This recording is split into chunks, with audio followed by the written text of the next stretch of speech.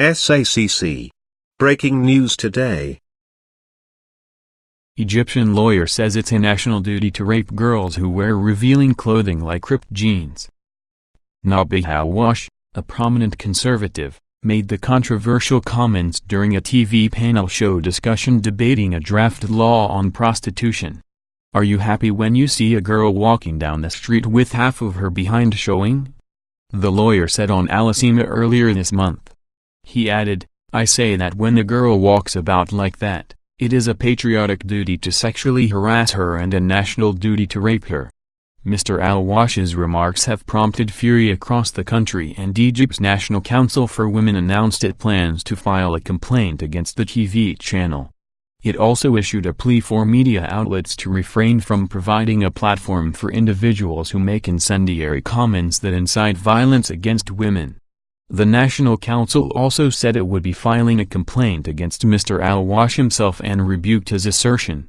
Although members of the council denounce and decry this statement that explicitly promotes rape and sexual harassment, it said in a statement.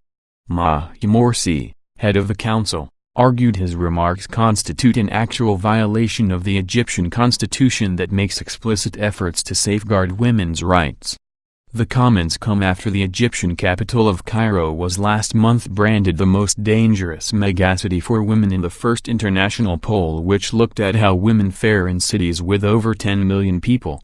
Women's rights campaigners in the city say this stems from deeply entrenched centuries-old traditions of discrimination there and women having limited access to good health care, education, and finance. Prominent Egyptian journalist, Shahara Amin, said something as mundane and everyday as taking a stroll down the street in the capital could leave a woman vulnerable to harassment and abuse of all kinds. A 2008 study found that 83% of Egyptian women said they had been sexually harassed and 53% of men blamed women for bringing it on themselves. Mr. Al-Wash made headlines in October last year after his debate with a liberal cleric descended into chaos and chairs and shoes wound up flying around the TV studio.